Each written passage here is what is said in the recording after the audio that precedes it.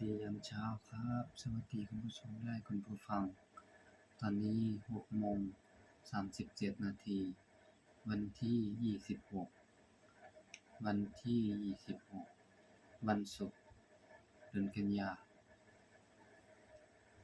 พบวันที่เก่าเลยนะพบวันที่เก่าเลย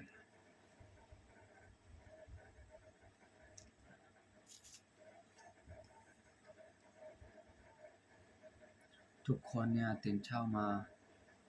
ลุกมาล้างหน้าล้างตาทำเรื่องส่วนตัวมั่งบางคนอาจจะใช้เวลานิดนึงครับนะก่อนจะลงคลิปก่อนจะถ่ายคลิปนี่ก็ต้องใช้เวลาเหมือนกันเนาะหรือว่าเราต้องพูดอะไรต้องคิดไว้ก่อนถ้าเราพูดที่มีสุขภาพที่คนไม่ฟังที่คนเคยได้ยินที่เคยผ่านมาอย่างนี้ก็อาจจะคนเราจะได้ฟังนั้นเข้าใจหรือว่าฟังต้องพูดช้าๆค่อยๆพูดนะก็อยากให้ทุกคนคุณผู้ชมและคุณผู้ฟังเข้าใจก็ยังไงก็ดีคนเราถ้าเราคิดว่าถ้า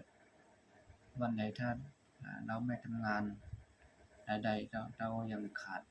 ยังไม่ได้อย่างนี้ก็รายจ่ายก็ยังเท่าเดิมจะต้องทำยังไงเนาะอยากจะมีรายได้กับเขาอยากจะมีรายได้เหมือนเขาทำยังไงดีวะก็คนก็ต้องไป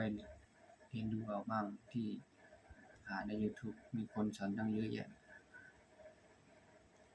ถ้าจะให้ดีนี่ก็จะต้องลงคลิปทุกวันลงคลิปให้เป็นตัวจริงเสียงจริงนะอย่าให้มีอะไรซับซ้อนเข้ามาเยอะแยะมากเกินไป